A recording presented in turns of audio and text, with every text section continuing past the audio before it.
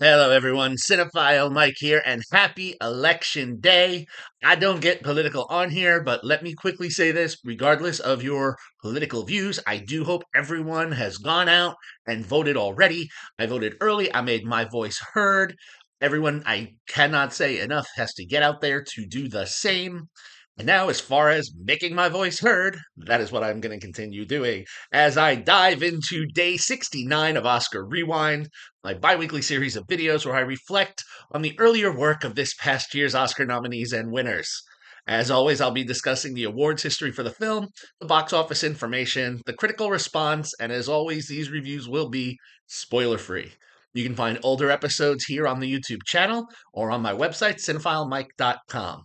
We have a fun one today, but before I jump into it, please do me a favor and click that subscribe button, click the like button, join the conversation, drop a comment. You don't want to miss out on all the great conversations that are going on. So, as you see from the poster, today it's election day, so what better film to discuss than Paramount Pictures' Election? Written by Alexander Payne and Jim Taylor, based on the novel of the same name by Tom Perrotta, and directed by Payne, this film was released in the spring of 1999. The film, while revered by many as a cult classic, went the way of many cult classics at the box office. According to Box Office Mojo, the film had a reported budget, well, a budget range, somewhere between 8.5 and $25 million. Big range, huge discrepancy. That's the information I found. However, from this, the film only reported a domestic box office take of $14,902,041. And within this, there was a small reference of an international take of $163. Very small. And then in 2022, there was a small Australian re release, which gave the film an additional $76.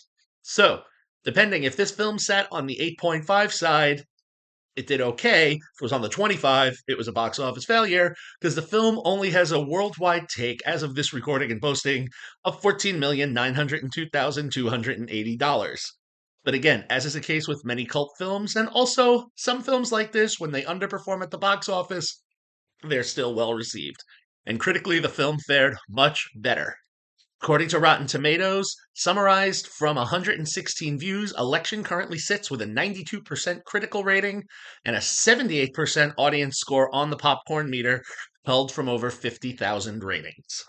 So, besides being Election Day, why is Election on Rewind this season? Well, you might be thinking it's for writer or director Payne, but not so. While he did direct the Best Picture nominee, The Holdovers, he was not nominated for director. He was at the BAFTAs, but not the Oscars. And he did not produce The Holdovers, so he was not a nominee for Best Picture.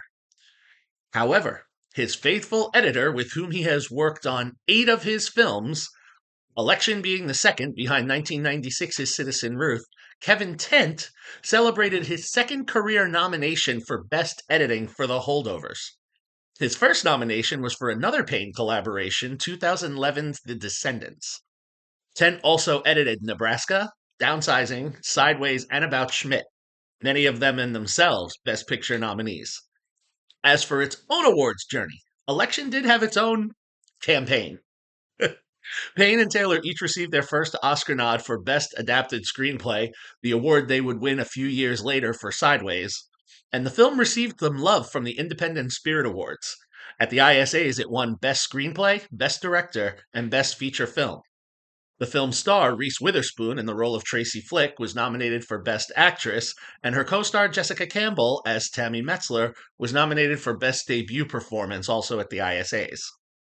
Receiving a special recognition for excellence in filmmaking, the National Board of Review, the film also saw Reese Witherspoon get nominated for Best Actress in a Musical or Comedy at the Golden Globes, as well as receiving several other nominations and wins from different awards across the globe. Well, across the domestic side.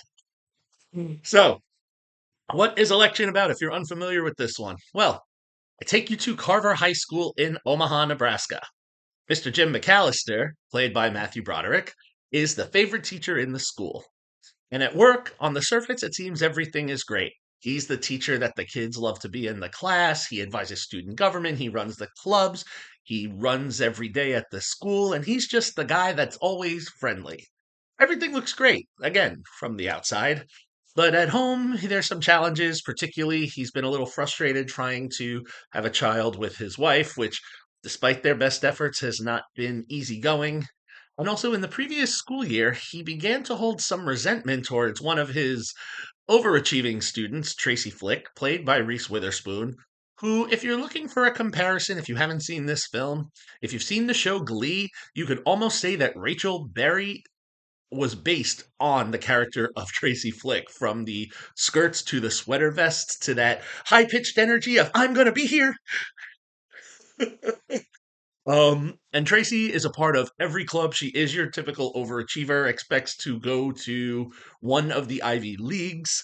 And, one thing that's maybe not her best choice was that she actually got involved and had an affair with another teacher, Dave, who was also Mr. McAllister, Jim's best friend.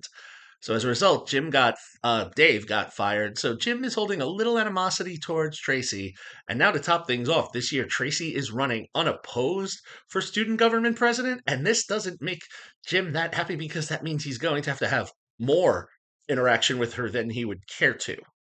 So this sticks in his craw a little bit. So he devises a plan to have someone run against Tammy.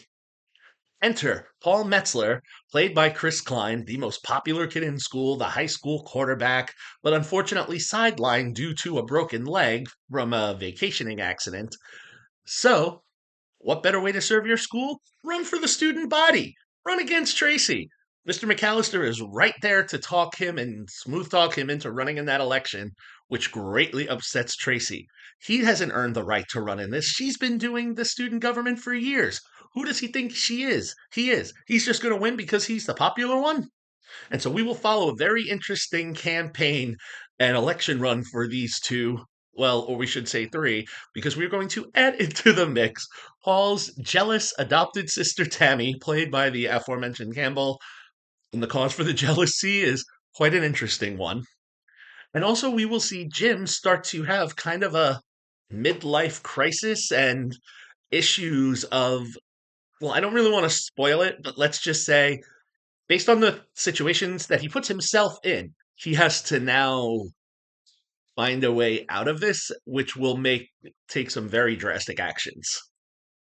Look, election is a lot of, I'm going to say, disturbing fun.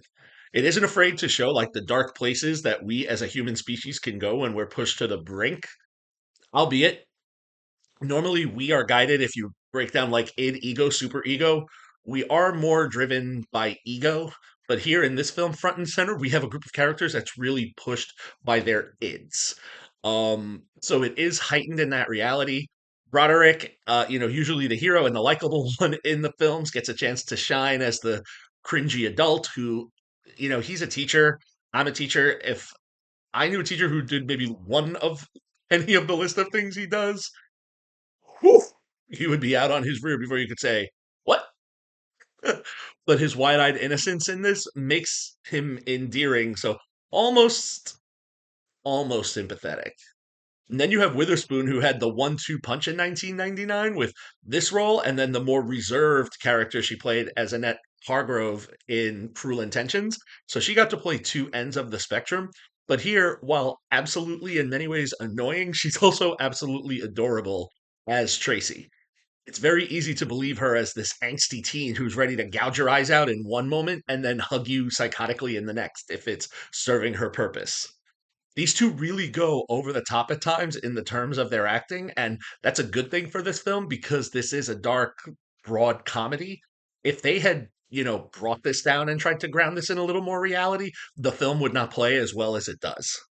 As Paul, Chris Klein gives that same like dorky every guy energy he did in the other films he did at the time, American Pie, American Dreams.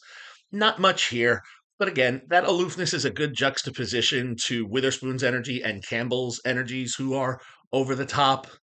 And so it does all work, if even though it sometimes feels maybe he's not quite in the same film as the others. On the technical side, I want to speak a little bit about Tent because he is the reason we're here.